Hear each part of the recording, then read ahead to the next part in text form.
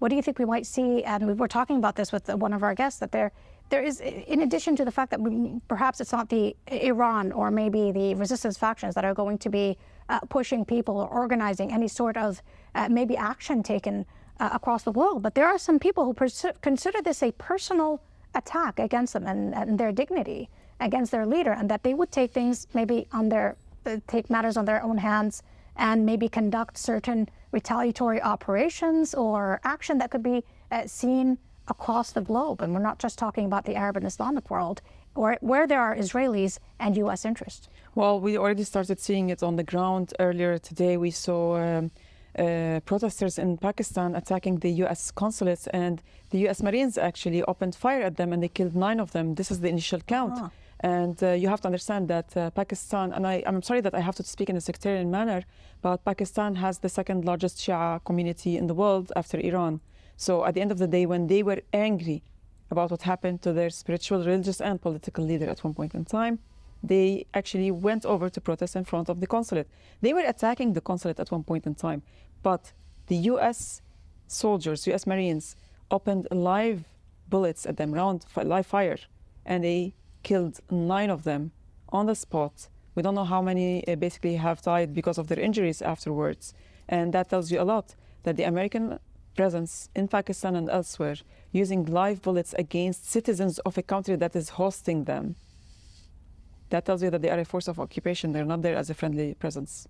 So we might be seeing things that are similar to what we saw in the 1980s against the U.S. Marines in Lebanon, and with the fact that the U.S. is really strengthening its presence in Lebanon. It seems that it has considered Lebanon very significant. One of perhaps the largest intelligence hub is in the making right now in Lebanon. And doesn't Donald Trump understand that he is also putting them at stake, perhaps in this regard? In 1983, where the Lebanese were actually resisting against a foreign presence they didn't want, which the U.S. President Donald Trump actually used as an excuse to justify attacking Iran. It's like, here's this country, it's because of Iran they attacked us in 1983. No, dear, you came to us, you took our land, you put your soldiers over here, you wanted to dictate things on us. The Israeli occupation as well. Of course, like they actually gave cover to the Israeli occupation in Lebanon, an invasion of Lebanon in 1982, and the Lebanese decided to retaliate. It doesn't have to be all 4 million Lebanese. Just one Lebanese saying no to them,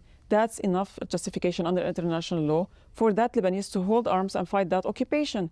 So at the end of the day, the Americans come to this region, they create their bases, and they create hatred wherever they go, and then they go and nag about how people are attacking them. This is not acceptable, 1. And 2, you have to understand that the mindset of the population across the world, including in the US, has changed. And I do believe we're coming to the midterms. That's where basically you'll see the real popularity of Donald Trump. It's going to tank massively.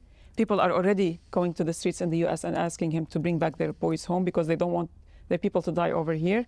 And at the end of the day, I think that he's going to either face flopping, he will flop during the midterm elections, or he's going to be impeached. I mean, unless basically somebody decides to take his life. You never know. It seems that we heard also from Mr. Ali Larijani that the Israelis have succeeded in luring the US into a trap, and they have fallen in the Israeli trap. So what are the repercussions in that respect, and what type of voices or action might we see within the United States?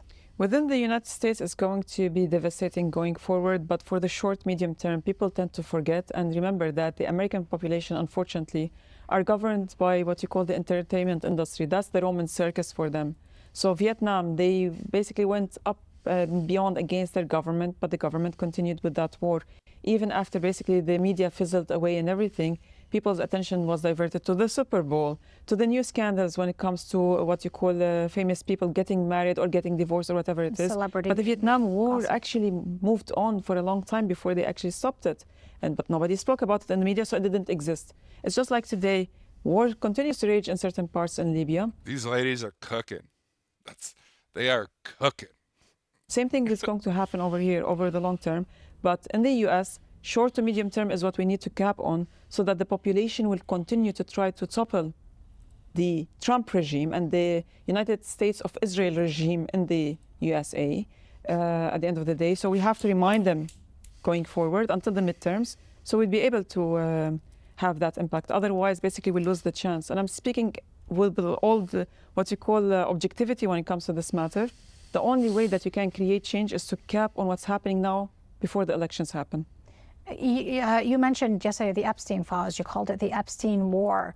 And that seems to be something that has perhaps taken the memory of the Americans for a longer period of time. It has lasted within the talk, whether in social media and so on. And you have voices that are surprisingly, like, for example, Republican originally, and they're, of course, going against, for example, wars and so on, also giving anti-Israel statements for the first time. And how will that impact it? And what did you mean when you said this is the Epstein war? Well, you have to understand, how do you control leaders? People, you can at any point throw them a bone when it comes to entertainment, Roman circus as we call it, or at any point you impoverish them. So people are so busy trying to find their next source of living rather than focus on something else. We've seen it happen in Lebanon and other places in the Middle East and beyond. So when they can't control leaders, they either try to eliminate them by smear campaigns or physically, like they did to some of our leaders over here in this region, kidnapping them like they did to Maduro in Venezuela. And the last resort is basically implicate them in what you call scandalous manner, be it sexual or non-sexual, financial bribes, etc. And then they record it and they use it to extort them. And we saw in the Epstein files, they haven't released all of them, and they're only releasing the parts that they want you to see. If they actually release all the Epstein files, I do believe that 90% of the world leaders will be gone. So they release them slowly but surely as part of the Roman circus. They redact what they want to redact because they say, for example, they tell Donald Trump, listen, your name is here and there. We can redact it, or you can actually sign this decree. And this is what happens. But at the same time, you also mentioned the trap issue, the Israelis trapped the U.S. I don't believe that the Israelis trapped the U.S. that much as basically both countries, the U.S., because the Israelis are, the Israeli entity is not a country, right? So the U.S. interest and the Israeli interest met at one point. They want to eliminate Iran because of the resources and its geostrategic position, and because the leadership always said no to them. It was stronger than the Israelis and some of their allies in the region. And once you eliminate Iran, Pakistan is next, and right at the gate of Pakistan is China. And this way you eliminate the shortest trade route between China and Europe through the Middle East. They eliminated Syria, they've weakened Iraq, they've weakened Afghanistan for the longest time. Iran is in the middle. You take it down, that leaves Pakistan. And Pakistan is now... For context, I was watching Press TV earlier this morning when Tehran was initially struck, and they were broadcasting from Tehran, and they said that they were feeling shakes, and then they abruptly went off the air, and it abruptly went to like a Press TV, like Epstein documentary. And then like half an hour later, they've come back and now they're in Beirut. They're broadcasting now from Beirut in Lebanon as Press TV. So like their headquarters in Tehran likely or around it likely got bombed and they had to like flee. And so they're broadcasting these ladies, they're broadcasting from Beirut. Action to take. Today, Sheikh Fahim Qasim has said that we will continue to fulfill our duty of defending Lebanon. They have not said anything about taking part or retaliating and so on. Do you think that they are leaving it for a certain time? Iran is basically going to see how things unravel before action is taken by these allies? Well, yeah, I do remember because driving here, I was reading what Sheikh Naim Qasim had said as well. He committed himself to resisting the access, the Americans and Yes. the Israelis as well. So that tells you in a broader sense that they're not going to back off. But you also have to understand that the axis of resistance over here never worked based on emotions. Had they been working based on emotions, they would have been eliminated long time ago. So the idea is that no matter how sad they are, they cap on it, but they continue based on the plan. And remember what Sayyid Hassan Nasrallah, may he rest in peace, said once. He said that no matter what happens, even if I go, we have a plan going forward, and we have to stick to that plan. So no matter what, there is a plan, and there is always, I do believe, plan A, plan B, plan C. When it comes to resources and what can be done at any point, I'm not a military expert, but I've covered wars enough over the past 25 years to tell you the current 6 points, and I was writing them down so I wouldn't forget. You know, when you grow older, you actually start forgetting a lot. Hold on, I just need to pause. I guarantee you this woman is a Marxist, and she's clearly not like uh like she's probably a Christian or just an atheist, you know what I mean? Non-theistic. Um and so like say what you want about Iran's theocracy and the oppressive regime, there's still you can still like manage those contradictions and be on the correct side. And this woman is um, demonstrating that very clearly as to how like one could have principled politics while also not being like a campist, you know? So you have to think about multiple things. Infiltration. To what extent the Israelis and the Americans have infiltrated us, be it through people on the ground or through the devices and technology, how much they actually spied on us before they started putting their own plan. Exactly. So they know when we gather, where we gather, etc. This is how they think, right? And then you have to think about the population, to what extent you can push that population towards frustration and turn it against its leaders. They tried to do so through what you call inception, smear campaigns, this economic sanctions, and they failed to do so with Iran. So their next best option was to go directly through a military action. And that tells you that this is their plan C for the Americans, which means if we actually drag them into a war of attrition, it will not work in their favor on the medium to long term. But on the short term, it works in their favor, yes. And people think like, oh my God, the axis of resistance has lost. But no, it's a matter of who has the longer breath and basically the more patience with the long-term financing. What hurts the Americans and the Israelis and the Europeans most? Their pockets. So they can finance the Israeli entity 1 year, 2 years, 3 years. But will they continue to pour in hundreds of billions of dollars when they are facing economic issues and financial issues, especially that their resources... It's so true because this is the thing. They don't care. Like you can continue to go after them over these like moral struggles, but like the Iranians, Hezbollah, the Houthis, they're going after the lanes of commerce, and they're going after like they're not retaliating by going after heads of state in the same way that they want them to. You know what I mean? They're going after infrastructure. They're going after capitalism, right? And so that's the thing. Like, so the more that they do this, the decapitation thing, the more that it's just going to constrain their ability to withstand and sustain an actual like sustainable conflict. Like they're just walking into their own trap. The trap that they think that they're setting for Iran, they're walking into themselves. Europe had been clipped off by, let's say, new alliances forming like Burkina Faso, Niger, and Mali at one point. In other parts, there are wars happening in places where they have clipped over the wings of the French and the Germans and the British from getting resources in these countries. Yeah. So that tells you a lot. So financing, if we actually, on the longer term, if we work on that, the longer the war takes place, as Dr. Ali Hamiyi said, it works in the favor of the Iranians, not the Americans and the Israelis. Then you have basically the Arskans and the Israelis. Then you have basically the arsenal replenishing. Yes, they do have it from multiple allies across the world. But again, that also ties to what? Those countries also needing to protect themselves because of the Russian expansion at one point or certain wars happening. And at the same time, financing. Can they continue to finance building these weapons and sending them over to the Israeli entity?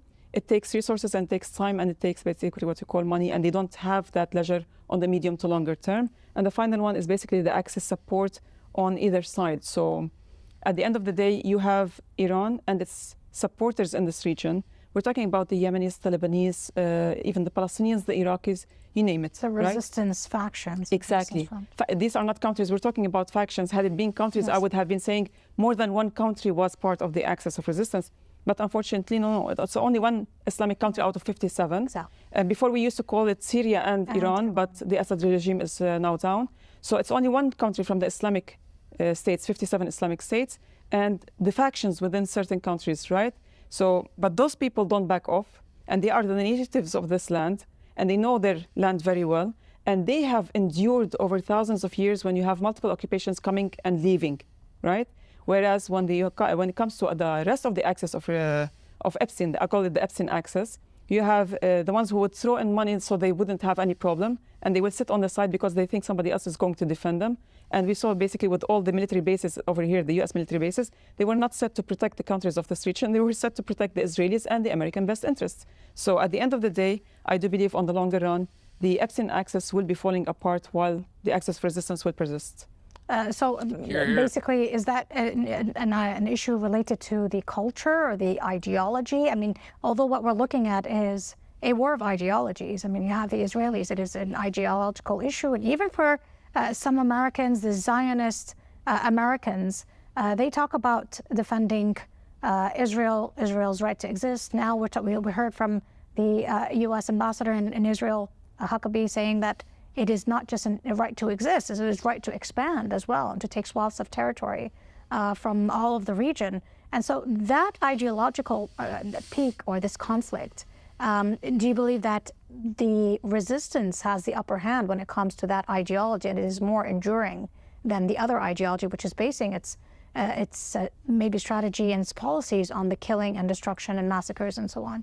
You can talk about ideology from the axis of resistance side because it starts with the youngest one to the leader. They have that same belief, that kind of belief in what you call resisting oppression, that belief in what you call being liberated, not being a servant or subservient to somebody else, or they refusing being dictated by foreign powers, right? But when it comes to the other side, I mean, including the Israelis, it's not based on ideologies. They hijack religion as an excuse to claim their ownership of the land. But what happened during Truthful Promise 1, 2, 3? You saw nearly 800,000 to 1 million Israelis picking up their bags, leaving, and they're refusing to come until today. And then what did you see? Where did we see basically Netanyahu yesterday? On a flight directly to Berlin. He waited for 2 hours for Cyprus to give him the green light to land over there. And when they refused, he actually flew over to Berlin. So the whole idea is that they are not attached to the land. They don't have an ideology. If they had an ideology, if they had real faith. Somebody said Netanyahu is so obsessed with being Hitler that he wants to go die in Berlin. People are saying that.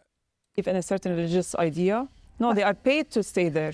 And there wasn't a difference between some of those extremist Zionists in Israel and those who are perhaps there promised the leisure of living in that country and all the services and the benefits that they get from there? Yeah, but the extremist Zionists that we're talking about, the ones that are brainwashed since they are kids and the ones who basically fight to kill are also cowards. And those are a small percentage of the total Israeli population. In the West Bank, I am in love with this woman. Be Palestinian, not Israeli. The number of settlers over there is about 900,000, shy of 1 million, out of 9 million. Or now we're talking about 8 million because 1 million left already and they're not coming back. So the whole idea is that 1/8 of the population is radical, but the rest of the population, we saw them gathering at the crossings when they were trying to flee to Egypt at one point and to Jordan by land because the airport was closed. So those people, if they have an attachment to the land, they wouldn't have left. Whereas when you see it in Lebanon, South Lebanon, people are actually basically setting a tent, and if there's no tent, they're sleeping out in the open over the rubble of their homes. They refuse to leave. And the Israelis are assassinating them on a daily basis. They're attacking them, and they're not leaving. I go down to the south, and it's like, I go not only down to the south, I go to the front lines, to Mhaibib, to Hula, to all these towns, Ait al-Shab, and I do interviews over there, and there are still people living there, elderly and younger ones, and they refuse. I don't think it'll be him to do it, though. That's the only difference. That's the only difference is, yeah, it's the only difference. I think it needs to be, he needs to have his hand held. Who are on the ground and basically being paid to be there for the majority. That's where we saw some of those extremist Zionist settlers coming into South Lebanon. I think they took pictures with their kids saying that this is part of greater Israel. And do you think that with this war on Iran, I don't know if we can actually put that scenario, does Netanyahu believe that by weakening Iran, even if there isn't a change of regime, that by doing so, he can continue with his expansionist project?